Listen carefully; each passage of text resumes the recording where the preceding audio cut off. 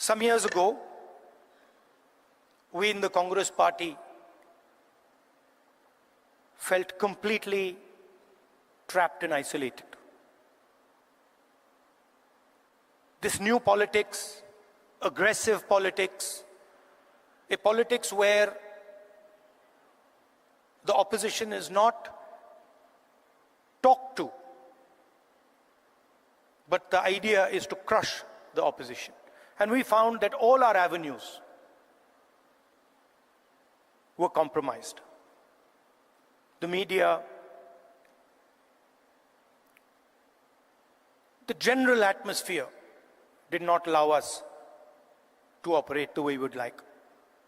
And so we reached back into our history and we decided to walk from Kanyakumari, which is one of the southernmost parts of our country, all the way to Kashmir, where I was yesterday. And I'd like to tell you a little bit about what I and some of my colleagues discovered on that journey. It's not a small walk, 4,000 kilometers.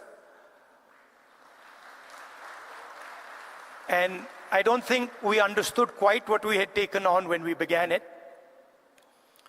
But once we began, there was no way backwards.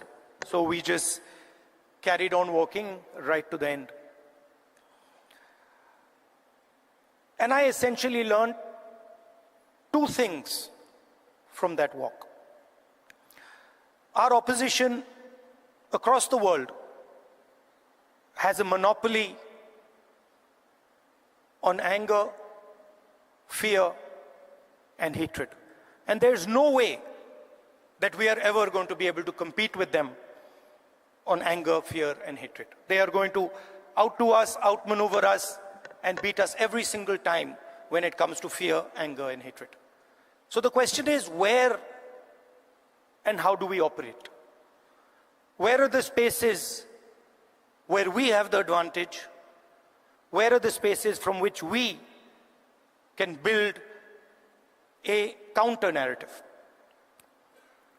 So the walk started in Kanyakumari, and slowly as it progressed, more and more people started to join this walk. And within 10-15 days,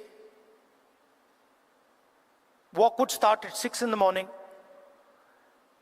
and we would have thousands and thousands and thousands of people walking with us, pushing us, people trying to come in. And it was something to see. My job was walking and listening to people. And the one rule we had was that anybody, regardless of who he is, who she is, should be able to come to the center of where we were walking and have a conversation with me or the other leaders there. And so we followed this rule rigorously. As we walked, we talked and walked and talked and walked. I suddenly found that it became harder and harder to speak. As politicians, we are trained to do this. We are trained to come on stage and talk. We are trained to tell people what we think. We are trained to think about the future. But while I was walking, the number of people who were coming to me made that impossible. And so I started to listen. And I realized, halfway through that walk, I realized that actually I had never ever listened before. And in fact, I didn't know how to listen.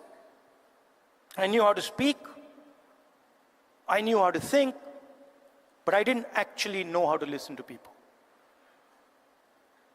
What do I mean by that? Whenever somebody was speaking to me, I would have a conversation going on in my mind. I would be listening, and at the same time, I would be talking. relatively quickly into the yatra, the talking completely stopped. And all I was doing was listening to the people who were coming next to me. And I discovered that there is a completely different way of communicating with people, a much more powerful way of communicating. And that way involves me or us becoming completely silent and listening deeply to exactly what it is they're trying to say.